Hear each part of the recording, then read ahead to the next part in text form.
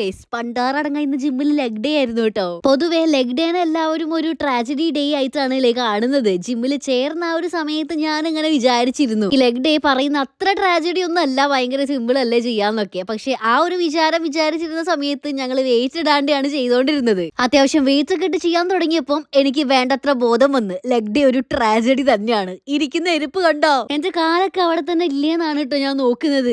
ആകെ ഒരു തരിപ്പായിരുന്നു. ഇന്നാണെങ്കിൽ വീട്ടിന്റെ അടുത്തൊരു കാവൽ ഉത്സവം നടക്കുകയാണ്. വീട്ടിലെത്തിയ സമയത്ത് വീട്ടിൽ ആരുമില്ല, എല്ലാവരും കാവലാണ്. സത്യം പറഞ്ഞാൽ എവിടെയെങ്കിലും ഒന്ന് കിടന്നാൽ മതി എന്നുള്ള അവസ്ഥയായിരുന്നു. പക്ഷെ ഉത്സവമൊക്കെ കാണാൻ ഭയങ്കര ഇഷ്ടമായതുകൊണ്ട് തന്നെ വീട്ടിലെത്തി കുളിച്ചു മാറ്റി ഞാൻ നേരെ പോയി ഉത്സവപ്പറമ്പിലേക്ക്. അമ്മയും വല്യമ്മയും കുഞ്ഞിമുത്തൊക്കെ ഉണ്ടായിരുന്നേ. ഞാൻ അവിടെ എത്തിയ സമയത്ത് അവിടെ കലങ്കരി നടന്നുകൊണ്ടിരിക്കുകയാണ്. കുറച്ചു സമയം കഴിഞ്ഞപ്പോ തന്നെ ഭഗവതി തെറിയും തുടങ്ങി. എനിക്ക് ഭയങ്കര ഇഷ്ടമാണ് കേട്ടോ തെറയൊക്കെ കാണാൻ. അങ്ങനെ അതും കണ്ട് നേരെ വീട്ടിലെത്തി. പിന്നെ ഞാൻ എന്റെ വീട്ടിലേക്ക് പോയിട്ടോ. വെറുതെ ഒരു രസം, എന്നെ സമ്മതിക്കണല്ലേ. ഏട്ടൻ പറയാണ്, നിനക്ക് വേറെ പടിയൊന്നുമില്ല, എവിടെയെങ്കിലും ചുരുണ്ടുപിടി കിടന്നോടേത്. പെട്ടെന്നാണ് എനിക്ക് ജൂഡീനെ കാണാൻ തോന്നിയത്. അതാണെങ്കിൽ കുറ്റിയും പറിച്ചു പോകുന്നത്. വീട്ടിന്റെ അടുത്ത് സ്വന്തം വീടായാലും ഇങ്ങനെയൊക്കെ സംഭവിക്കും, സ്വാഭാവികം. അച്ഛമ്മ എപ്പോഴത്തും പോലെ കിടത്തം തന്നെ. അമ്മ ചായ ഉണ്ടാക്കാന്ന് പറഞ്ഞതാണ്. അപ്പൊ ഞാൻ പറഞ്ഞു, അമ്മ ചായ വേണ്ട, ഞാനൊരു സ്പെഷ്യൽ പായസം ഉണ്ടാക്കി തരാന്ന്. അങ്ങനെ ഞാൻ നമ്മുടെ മറ്റേ മാക്രി പായസം ഇല്ലേ, അതൊരു കാച്ചങ്ങ് കാച്ചി കൊടുത്തു. മക്കളെ, മാക്രി പായസം ഇതുവരെ കേൾക്കാത്തവരാണെങ്കിൽ അങ്ങനെയൊക്കെ ഒരു പായസം ഉണ്ട്, ഞാൻ എന്റെ ചാനൽ അപ്ലോഡ് ചെയ്തിട്ടുണ്ട്. കാണാത്തവരാണെങ്കിൽ പോയി കാണണേ. കാണാൻ മാത്രമല്ല, എന്തായാലും ട്രൈ ചെയ്ത് നോക്കുകയും ചെയ്യണം. കിട്ടില്ല ടേസ്റ്റ് ആണോ. മാക്രി പായസം എന്തായാലും വർക്കായി, എല്ലാവർക്കും നല്ലോണം ഇഷ്ടമായി കേട്ടോ. അപ്പോഴാണ് നമ്മുടെ ചിന്നു വീഡിയോ കോൾ ചെയ്തത്. എത്ര പെട്ടെന്നൊരു സമയം പോയത്. ഏട്ടൻ എന്നെ കൂട്ടാൻ വന്ന് വിളി തുടങ്ങിയിട്ടുണ്ട്. ജൂഡിനോടും അമ്മനോടൊക്കെ യാത്ര പറഞ്ഞ് ഞാൻ ഇറങ്ങിയിട്ടോ. അച്ഛനാണെങ്കിൽ പണി കഴിഞ്ഞ് വരികയാണ്. പോകുന്ന സമയത്ത് ഞങ്ങൾ കുറച്ച് ഫ്രൂട്ട്സ് ഒക്കെ വാങ്ങിയിട്ടാണ് പോയത്. അപ്പൊ ഇത്രയൊക്കെയുള്ളൂ. ടാറ്റാ.